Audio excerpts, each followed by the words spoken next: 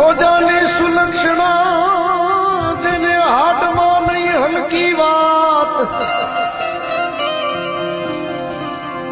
એવા નરને કેમ મોડા મળીએ એ સતી તોરલ ક્યાં હાલ્યો જાય મારે સ્વર્ગપુરીનો જ સાથ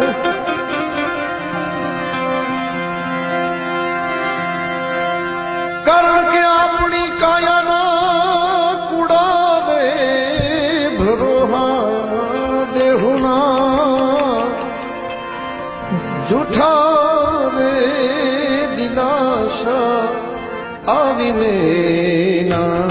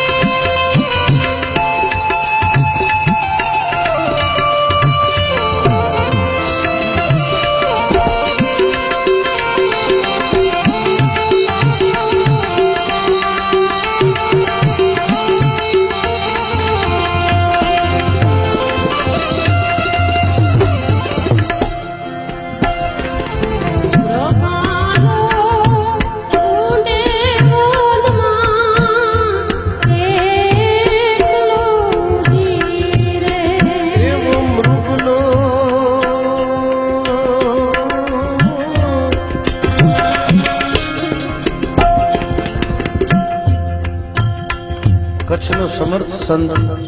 ડાડો મેકરણ એની આ વાણી છે ક્યો ગઢ કોણ મેના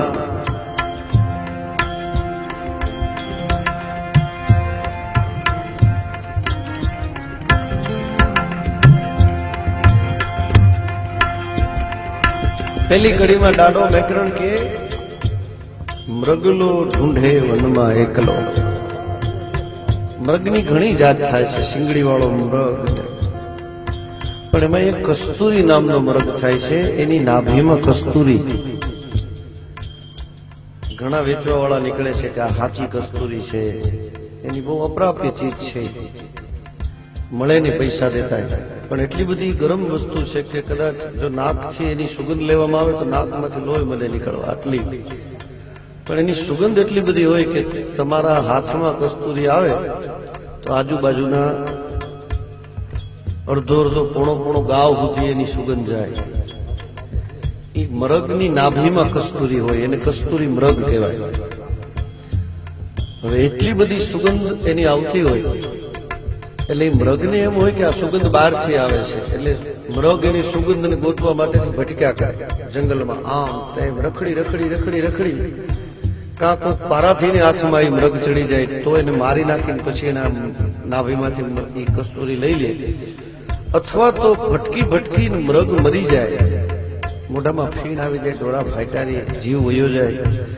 તો એ મરવા સુધી ખબર ન પડે કે જેને જે વસ્તુને હું બહાર ગોતતો થઈ તો ભીતરમાં પડેલી છે મૃગ તો ઢૂંઢે વનમાં